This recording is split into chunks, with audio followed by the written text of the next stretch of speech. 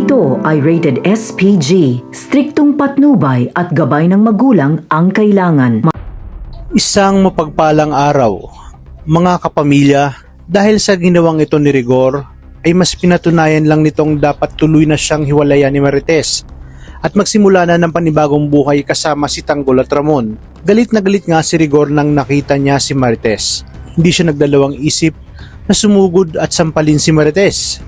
Hindi akalain ni Marites na ganoon na lamang katindi ang galit ni Rigor. Sinabi ni Rigor sa mga pulis na naroon na hulihin si Marites dahil pinatakas nito ang mag-amang Tanggol at Ramon na siya umanong nagtangka sa kanilang buhay ni David. Kung kaya't kritikal ang kalagayan ngayon ni David. Dahil dito ay agad na pinusasan si Marites at hindi makapagsalita dahil sa pagkabigla. Habang sina Tanggol at Ramon naman ay magkasama na sa isang tahimik na lugar.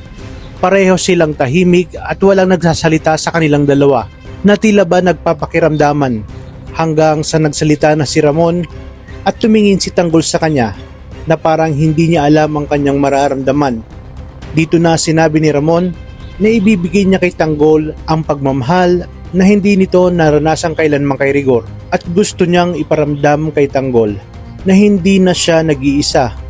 Hindi na alam ni Tanggol kung paano niya tatanggapin ang lahat. Dahil sa kabila ng galit at sakit na matagal niyang kinimkim, ngayon ay may halong pag-aalinlangan at lungkot ang kanyang nararamdaman. Dahil nasa harapan niya ngayon ang taong pinakamatindi niyang kaaway at ilang beses niyang sinubukang pabagsakin. Sinabi ni Tanggol na talagang pinaglalaroan siya ng tadhana at kapalaran. Dahil ito rin pala ang ama na matagal niya nang hinahanap. Dito na nagtagpo ang kanilang mga mata. Si Ramon na puno ng pagsisisi at si Tanggol na puno ng pagkalito. Agad na bumalik ang tensyon sa paligid nang maramdaman nilang nasundan sila ng kapulisan. Batid nilang wala na silang oras para mag-isip. Wala sa kanilang bokabularyo ang sumuko. Kung kaya't magkasama nilang susuungin ang napakaraming kapulisan.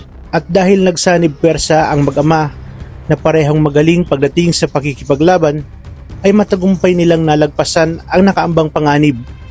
Walang binatbat ang napakaraming kapulisan sa kanilang dalawa. Dahil dito ay isinama ni Ramon si Tanggol sa mansyon upang ipakilala sa kanyang amang si Don Julio. Dito na nga magsisimula ang plano ng mag-ama na balikan sina David at Rigor at makapaghiganti